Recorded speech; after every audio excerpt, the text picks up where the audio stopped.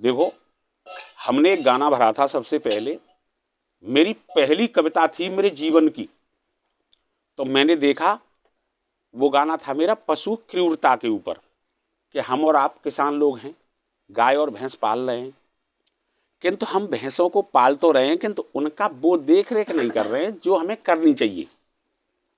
तो इस वजह से घाम में बंधी है, प्यासी है, भाई वो हमारी जीविका है, हमारा उससे साधन चल रहा है, किंतु हमारे किसान भाई अपनी पशुओं पर इतनी नजर नहीं रख रहे हैं। तो इस वजह से पशु क्रूरता के ऊपर मैंने एक गाना लिखा था।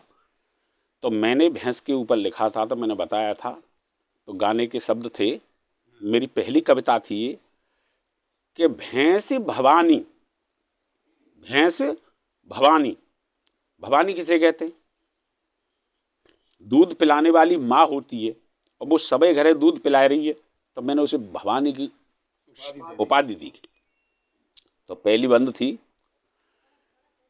कि भवानी तो सुमिरू भैंस भवानी, भैंस भवानी तोय मनाऊं ले लई शरण तुम्हारी है, और तेरी सेवा में सब हाजिर मात पिता घरबारी है।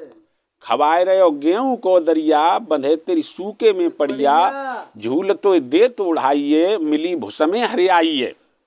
सो 4 बजे उठ जाऊं ठंड में, दे रहे हो खरी की सानी, तो सुमिरू भैंस भवानी।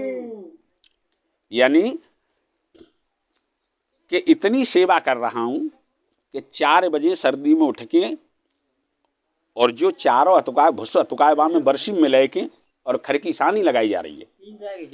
तो दूसरी बंद में लिखा है कि सब घर दूध तुम्हारो पीवे, तू सब घर की अम्माए, सब घर दूध तुम्हारो पीवे, तू सब घर की अम्माए, और देवन पे जो नाए चढ़े, तो खोरे को बने तितम्माए।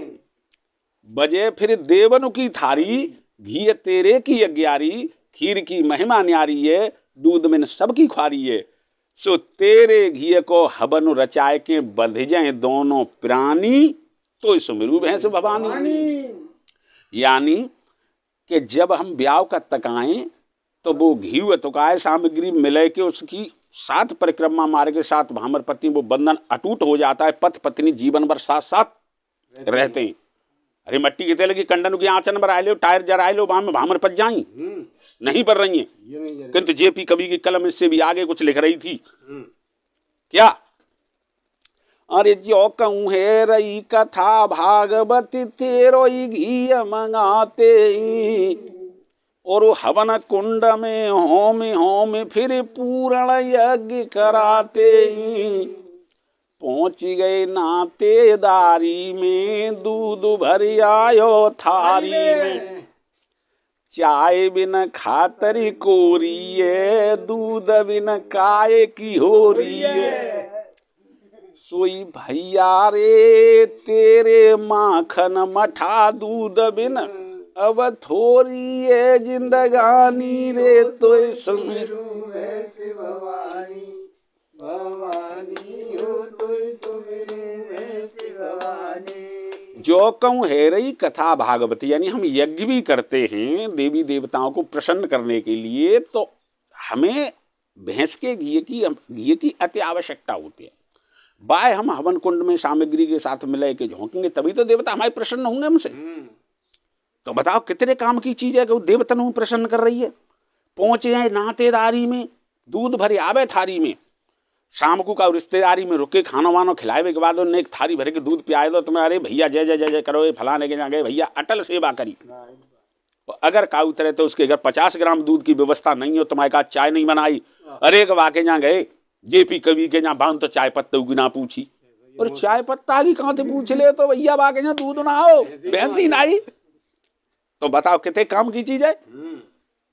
तब लिखा है कि जो कहूँ है रही कथा भागवत, तेरो घी मंगाते हैं, और हवन कुंड में होम के पूर्ण यज्ञ कराते हैं।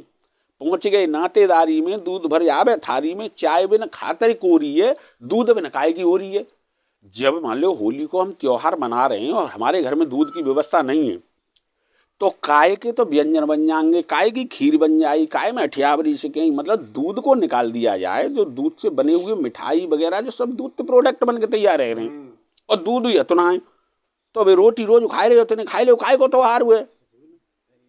किंतु नहीं, चौथी बंद में इससे भी कुछ आगे लिखा गया, क्या कि ये तो तुम जब ते जी रहे हो तब ते लेके तुम्हारे काम में आ रही है, किंतु एंड पॉइंट वाली बात कि जीते जी की बात कहा जब मरघट बीच जलाते हैं, और आग लगाने से पहले तेरे बदन पे घी लगाते हैं, पावक देत लगाइए कि जेपी कलम चलाइए, चंद्रभान गांव हमार होए, पास में नगराबार होए, सो जेपी कवि चंद्रभान बारे, अब लिखने नई कहानी तो सुमेरु भैंस भवानी।